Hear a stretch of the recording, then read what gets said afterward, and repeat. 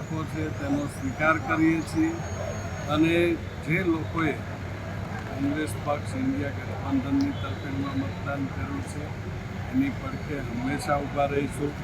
અન્યાયની સામે લડતા આવ્યા છીએ, લડતા રહીશું. આવનારા સમયની અંદર પણ પૂરી તાકાતથી લડીશું.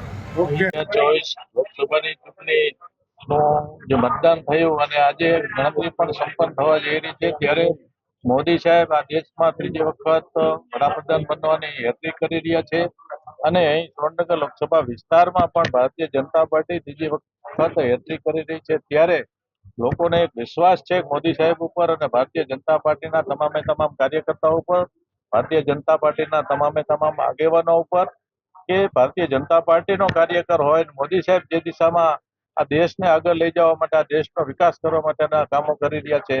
આદરણીય આપણા મુખ્યમંત્રી ભૂપેન્દ્રભાઈ પટેલ અને સંગઠન પ્રમુખ આપણા પાટીલજી પણ આ દેશ માટે અને આ ગુજરાત માટે વિકાસની જે કેડી કંડારી રહ્યા છે એ જોતા લોકોને એમના ઉપર ભરોસો પૂરેપૂરો છે. ત્યારે આ લોકસભા વિસ્તાર અમે બીજી વખત હેટ્રિક કરી અને બહુ મોટા માધ્યમથી જીતવાના છે. કેવા પ્રકારના કામો રહેશે આગામી સમયની અંદર ડોક્ટર મહેન્દ્રભાઈ મુંજપરાએ જે કંઈ આ વિસ્તારના વિકાસ માટેના કામો આદરેલા છે એ કામો પ્રથમ અમે પૂર્ણ કરવાનું પ્રાધાન્ય આપીશું. આ સાથે સાથે આ વિસ્તારમાં જે કંઈ પ્રથમ જરૂરિયાત હોય એવા કામો અમે પહેલા લેવાના છીએ. ત્યારે આ વિસ્તારના વિકાસ માટેની જ એક ધૂન લઈને અમે 5 વર્ષ સુધી ચાલવાના છીએ.